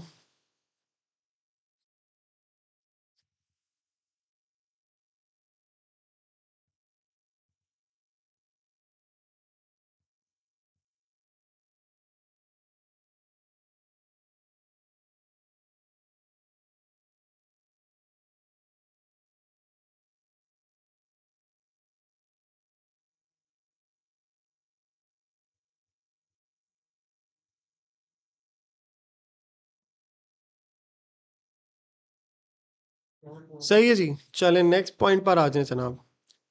अब ये आ गया सर, ये सूडो कोड का जो एक सवाल आता है, कह रहा है state a condition that must be true for an array to be searchable for a binary tree. तो जब तक ये सर्च करता है सर, जब तक जो है वो हमारे पास जो बाइनरी ट्री के अंदर सर्चिंग की जो हमारे पास कंडीशन थी वो क्या थी? हाँ, डाटा मस्ट बी सॉर्टेड। तो स्टेट द कंडीशन पूछा है ना इन्होंने, तो what we have to do, हमें यहाँ पर कंडीशन बतानी है कि बाइनरी सर्चिंग के लिए क्या ज़रूरी है, एरे की ऐसी कौन सी कंडीशन है कि जो है ना डाटा सर्च हो जाए। तो आप ये लिखेंगे कि array elements are sorted, must be sorted.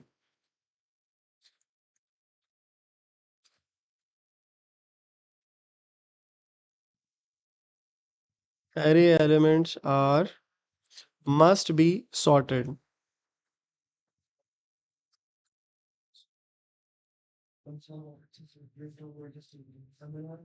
In ascending और डिसेंडिंग ऑर्डर।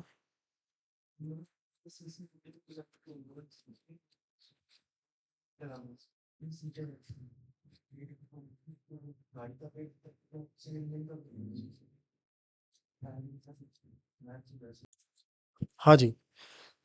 क्या बात हो रही है सर? हमसे कहा जा रहा है कि ये एक वन डायमेंशनल एरे है जिसका नाम बेटा क्या दिया हुआ है? नेम्स दिया हुआ है। ठीक है, हमें क्या करना है सर इसके अंदर? हमसे जो डिमांड की जा रही है वो ये की जा रही है कि डाटा टाइप इसकी स्ट्रिंग है और हमने अप्लाई करना है बाइनरी सर्च। जो रेंज दी हुई है बेटा वो 1 लाख दी हुई है एरे एलिमेंट्स के अंदर। End of the list, top of the list, current item है, टू फाइंड है, फाउंड है, नॉट इन लिस्ट है और उसके बाद इनको इनिशियलाइज कर दिया। इस तरह के क्वेश्चन में आप देखोगे ज़्यादातर जो मसले होते हैं ना, वो ये होते हैं कि एक्स्ट्रा वेरिएबल्स बहुत बनाए हुए होते हैं। तो इसका ज़रा ख्याल रखिएगा जब आप क्वेश्चन को रीड करें। तो यहाँ पर कह रहा है कि एक तो मैसेज डिस्प्ले हो गया कि आपको जो नेम सर्च करना है, और यहाँ पर टू फाइंड में चला गया, ठीक है। अच्छा, नॉट इन द लिस्ट को हमने क्या रख लिया, फॉल्स रख लिया, सही है। अच्छा, फिर इसके अलावा फाउंड का वेरिएबल भी तो फॉल्स होना चाहिए, है ना। तो वो कहीं हुआ हुआ इनिशियलाइज, नहीं हुआ हुआ, नहीं हुआ हुआ ना। यहाँ हुआ हुआ है लेकिन वो तो अंदर हुआ हुआ है ना, हमें इसको भी यहाँ पर इनिशियलाइज करना है। So what we have to do,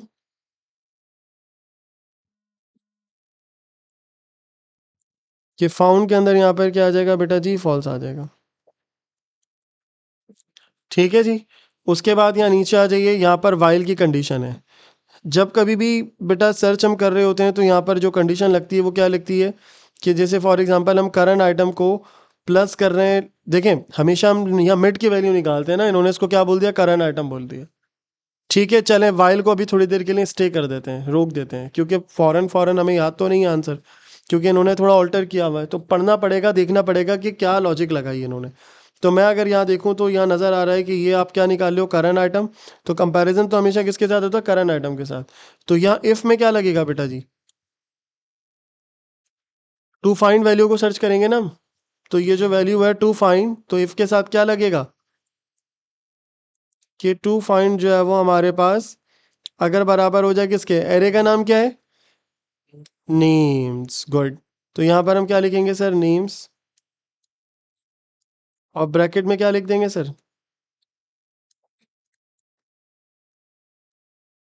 current item लिख देंगे, ठीक हो गई बात। फिर उसके बाद सर हमसे क्या कह रहा है कि फाउंड के अंदर हमने क्या रख लिया, ट्रू रख लिया, सही है। और एल्स करके क्या कह रहा है कि if top of list greater हो जाए और इक्वल टू हो जाए किसके, एंड ऑफ द लिस्ट के। मोस्टली आप याद करो, जब मैंने आपको पढ़ाया था तो मैंने आपको बोला था कि ये जो लॉजिक होती है हम यहाँ लगाते हैं, कि क्योंकि एक स्टार्ट है एक एंड है, या तो एंड पीछे जाते जाते स्टार्ट पे पहुंच जाएगा, या स्टार्ट जो है वो आगे जाते जाते एंड पे पहुंच जाएगा, एक ही चीज हो रही है, दो में से कोई एक चीज हो रही होगी। अब सिचुएशन यही है कि टॉप ऑफ लिस्ट अगर बड़ी हो जाए किससे, एंड ऑफ द लिस्ट से। टॉप ऑफ लिस्ट किसको रेफर कर रही है, फर्स्ट को, और end of the list last को। तो टॉप जो है ना वो सर्च करते करते करते करते 1 लाख से ज्यादा चला गया, सही है। या end of the list minus होते होते होते कहाँ चला गया, 1 से नीचे चला गया। तो यहाँ पर हमने क्या करना है, यहाँ लूप को रोकना है। तो यहाँ पर लूप को रोकने के लिए फिर हमने कौन सा वेरिएबल लगना होगा, नॉट इन द लिस्ट को अपडेट करना होगा। नहीं नहीं, आउटपुट थोड़ी होगा, आउटपुट तो जब होगा ना जब डाटा मिल जाएगा, वो तो यहाँ पर होगा, एंड में आउटपुट होगा, सही है। लेकिन ये जो लॉजिक थी ये लूप रोकने की थी ना। लूप रोकने की लॉजिक कब अप्लाई होती है, जब डाटा है ही नहीं। तो नॉट इन द लिस्ट को ट्रू करेंगे ना, ठीक है। तो नॉट इन द लिस्ट को क्या कर देंगे सर, नॉट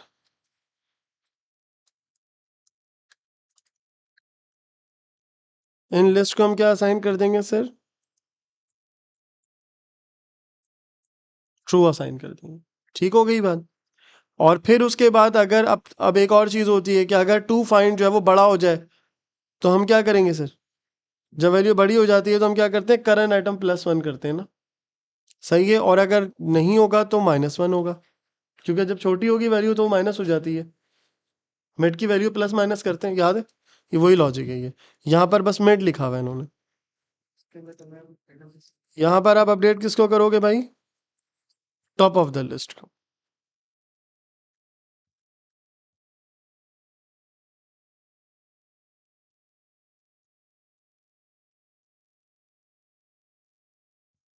सही है सर, ये मिड वाली ही लॉजिक है जो यहाँ पे लग गई है, बाकी हो गया, पूरा कोड हो गया, 5 मार्क्स। अच्छा, अब क्या लॉजिक है सर, लूप कब रुकेगा, लूप दो चीज़ों में रुक सकता है। नॉट इन द लिस्ट को हम क्या रखेंगे, फॉल्स रखेंगे, और फाउंड को भी फॉल्स रखेंगे।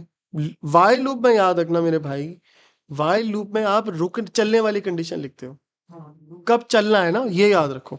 कब चलना है, जब वैल्यू नहीं मिली। तो फाउंड क्या है, जब वैल्यू नहीं मिली तो फाउंड क्या है मेरे भाई, फॉल्स है। तो आप यहाँ क्या लिखेंगे, ठीक हो गई बात। और इसी तरीके से not in list, not in list, ये भी क्या है, फॉल्स है।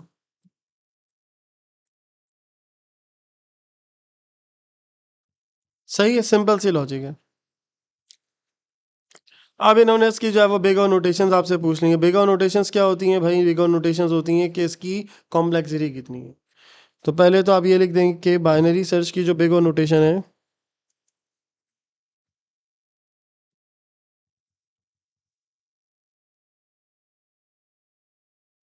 Big O notation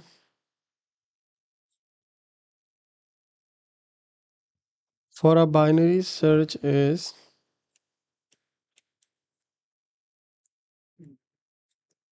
2n। पूरा ओ भी लिखना जरूरी है। ओ, ठीक है जी, सही है ना?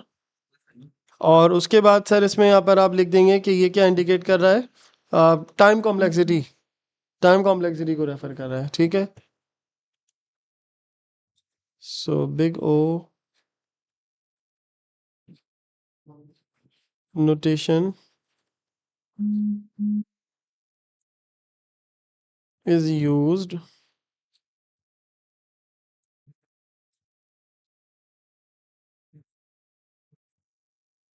to indicate the time complexity।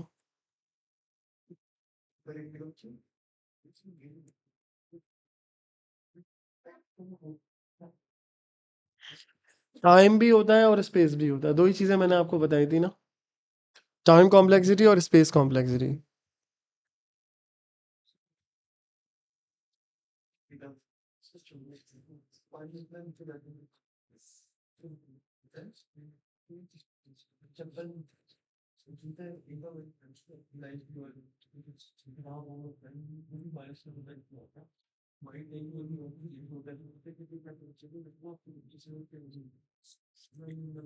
अच्छा भाई चलो जल्दी जल्दी आ जाओ। क्या कह रहा है? Reduce the instruction set computer. क्या होता है भाई? इसके अंदर जो है वो हार्डवेयर इसका कम होता है, यानी ज़्यादा इंस्ट्रक्शंस नहीं ले रहा होता, वो कॉम्प्लेक्स होता है, ठीक है। सिस्क, एक रिस्क होता है, एक सिस्क होता है। कंप्यूटर जो होते हैं, जो लैपटॉप होते हैं, वो सिस्क के ऊपर काम करते हैं। मोबाइल फ़ोन जो है वो किसके ऊपर काम करता है सर? इसके ऊपर काम करता है, रिस्क के ऊपर काम करता है, ठीक हो गई बात। तो इसमें आप जो है वो इंस्ट्रक्शंस लिख दें, रिड्यूस इंस्ट्रक्शन सेट कंप्यूटर्स। तो एक चीज़ तो आप ये लिख दें कि it uses few instructions. Fixed या फ्यू एक ही बात है, उसमें कॉम्प्लेक्स होती हैं, ठीक है। इट यूजेस, सिंपल इंस्ट्रक्शन भी लिख सकते हैं क्योंकि हर टास्क को एक एक उसके ऊपर कर रहे होते हैं। It uses few instructions,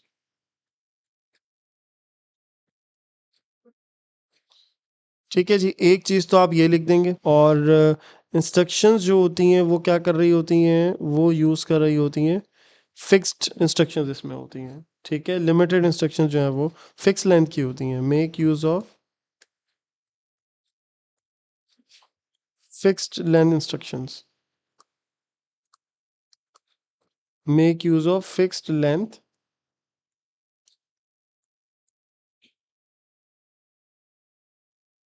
instructions, ठीक हो गई बात सर। अब आगे चले, कह रहे outline the process of interrupt handling as it could be applied to RISC और सिस्क प्रोसेसेस। इसकी डिटेल हमें यहाँ पे देनी है कि अगर हम जो है वो किसी भी प्रोसेस के ऊपर इंटरप्ट अप्लाई करते हैं, इंटरप्ट हैंडलिंग जो है वो हम क्या कर रहे हैं सर? अप्लाई करने जा रहे हैं।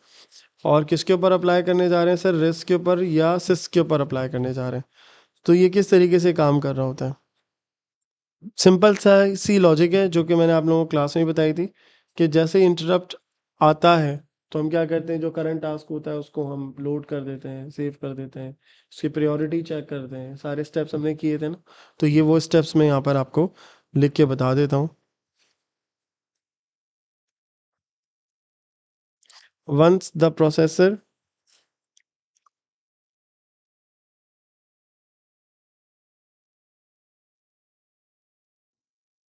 डिटेक्ट्स, जैसे ही वो डिटेक्ट करता है इंटरप्ट को, इंटरप्ट को डिटेक्ट करने के बाद जो वो करंटली काम कर रहा होता है वो टेम्पररी स्टॉप कर देता है, ठीक है।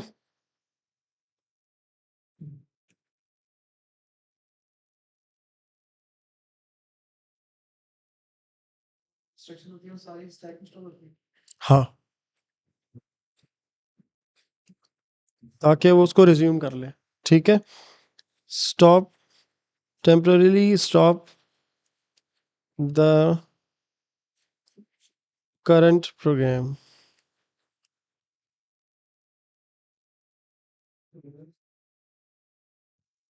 ठीक है जी, एक चीज तो हमारे पास ही होगी। सेकंड बेटा हमारे पास यहाँ पर ये बात होगी कि जब इंटरप्ट सर्विस हो जाता है, हम उसे कॉल इंटरप्ट सर्विस रूटीन को भी जो है वो एग्जीक्यूट करते हैं। जैसे इंटरप्ट आता है, ISR has been executed. ISR का मतलब यहाँ पर होता है इंटरप्ट सर्विस रूटीन।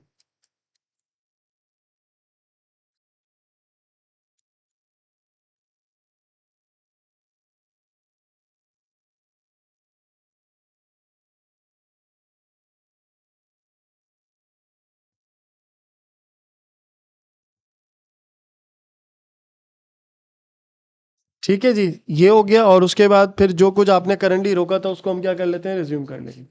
ठीक है, अब ये कह रहा है कि how the pipelining effects the interrupt handling for risk processor. तो पाइपलाइनिंग जो होती है वो क्या होती है सर, कि वन आफ्टर अनदर हम सारे टास्क को क्या कर रहे होते हैं, प्रोसेस कर रहे होते हैं। ठीक है, तो उसको मैनेज करने के लिए जो हमारे पास कॉन्सेप्ट होता है वो ये होता है कि जो इंस्ट्रक्शंस होती हैं उसको हम वन बाय वन जो है वो पाइपलाइनिंग के थ्रू रीड करते हैं। कॉम्प्लेक्सिटी तो ये है, तो पहले तो एक चीज़ आप ये लिख दें कि पाइपलाइनिंग जो होती है वो कॉम्प्लेक्सिटी ऐड करती है। ठीक है,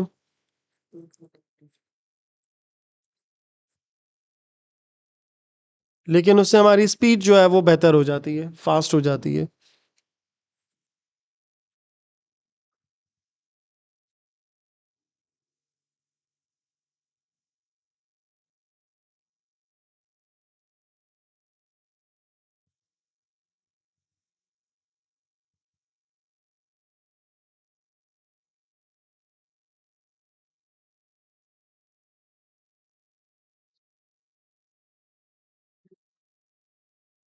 फिर आप ये लिखेंगे कि all the instructions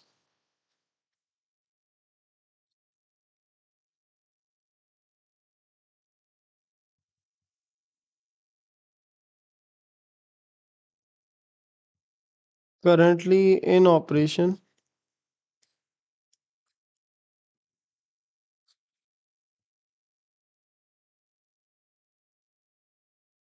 are usually discarded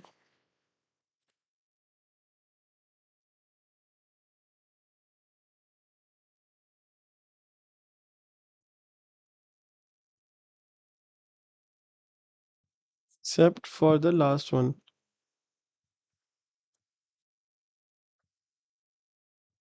ठीक है जनाब, फिर उसके बाद ये 2 पॉइंट्स हो गए। लास्ट सर हम इसमें क्या लिख सकते हैं कि फिर उस सर्विस किया जाता है और उसके बाद नेक्स्ट इंस्ट्रक्शन को वहीं से हम रिज्यूम कर लेते हैं। ठीक है, या आप ये कह सकते हैं the interrupt service routine is applied.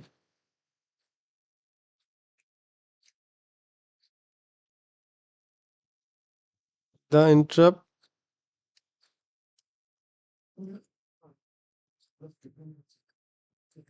Handler routine